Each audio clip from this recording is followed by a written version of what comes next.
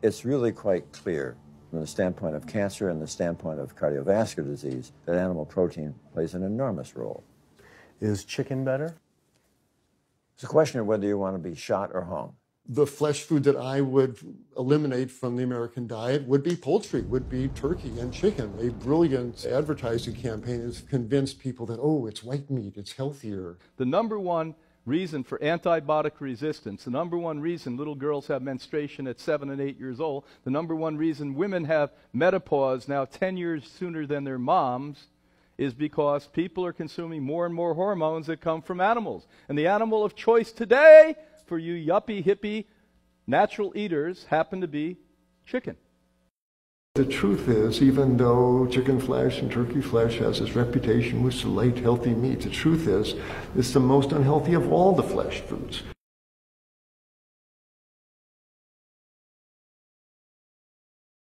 We have about a 21% higher cardiovascular mortality rate in the black community of this country. And it really does have to do with the diet, the Southern diet. And what they really mean by that is soul food. More cholesterol, more saturated fat, not just chicken, but fried chicken. That's a combination that is set up for heart disease, kidney disease, stroke, and death. When they exhumed the tissue from breast cancer, they found salmonella in almost every single specimentation that most likely came from you eating organic chicken. We sent researchers into fast food and family restaurants. Not only were there carcinogens in every single restaurant, but we found them in every single chicken sample that we took.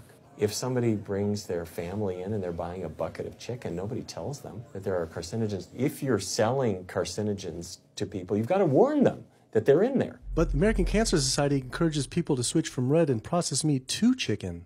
Why would the American Cancer Society tell people to switch from eating one carcinogenic food to another when a Harvard University study showed that men with prostate cancer who eat large amounts of chicken increase their risk of the disease progressing 4 times? The number one dietary source in America of cholesterol is chicken because of the volume of chicken. You know, chicken's become grilled chicken and organic chicken. It's machismo, but it has nearly as much cholesterol per gram as red beef. So just on sheer volume, it's the number one source, eggs being close behind. Anytime you step out and try to push the frontier of truth, there's going to be pushback. And the sad fact is that Western physicians are Western people, and they are as addicted to these crappy diets as everybody else, and they don't want to believe that these things are unhealthy. But the science is so sound and so incontrovertible that you really can't dismiss it. Chicken and turkey and poultry dishes have that reputation. Oh, it's healthier. It's white meat. Ooh, light meat, and it's got this reputation, which in truth is completely undeserved. Let's call things for what they are. The leading source of sodium in the American diet for adult is chicken. It can be labeled all natural chicken, but be injected with this salt water, I think up to 800 milligrams of sodium. Heterocyclic amines are clear-cut carcinogens, and they can form in any kind of meat as it's heated, as it's cooked.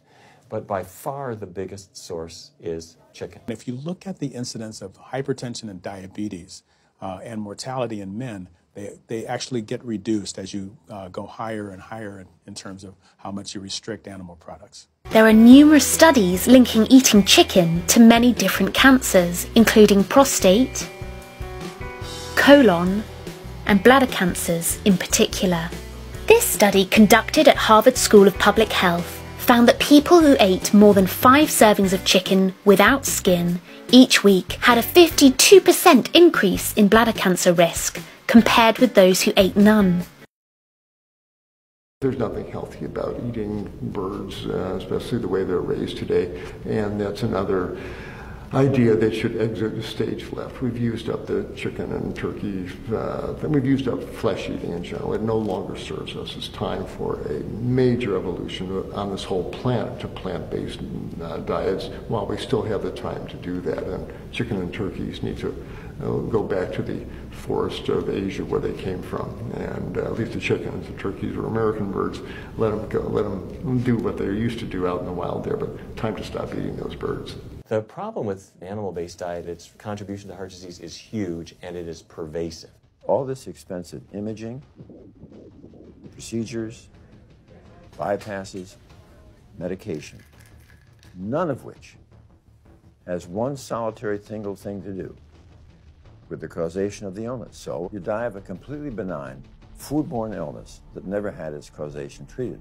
When we eat these kind of dead meat bacteria toxins, within minutes, you get this burst of inflammation within your system such that you basically paralyze your arteries. You get this stiffening of the arteries, their inability to relax normally in half. So it's not like decades down the road eating unhealthy, there'll be some damage. No, we're talking damage right then and there within minutes of it going into our mouth. Many people are given the diagnosis of Alzheimer's disease when it's not true Alzheimer's at all. The vast majority of people suffer dementia due to their tiny blood vessels in their brain clogging up and their nerve cells being shortchanged of oxygenated blood. And guess where that blood vessel dementia comes from? Those little tiny arteries are clogging up from that steady stream of fat, cholesterol, etc. We do not have the dental structure, we don't have the jaw mechanics, we don't have the intestinal structure of an omnivore or carnivore. We are classic herbivores by design, and that's why, for instance, 90% of the people who die from choking every year die eating meat. They're choking on meat, and that's because our teeth, jaw structure, and throat mechanism is not designed to handle this stuff. If, in fact, human beings are omnivores, meaning that we're supposed to eat both meat and plant foods, why is it that eliminating the animal food from our diet makes us healthier, makes us live longer, reduces our risk for developing disease? Well, it's because we really are not omnivores. We are true herbivores. We should not be eating animal food at all.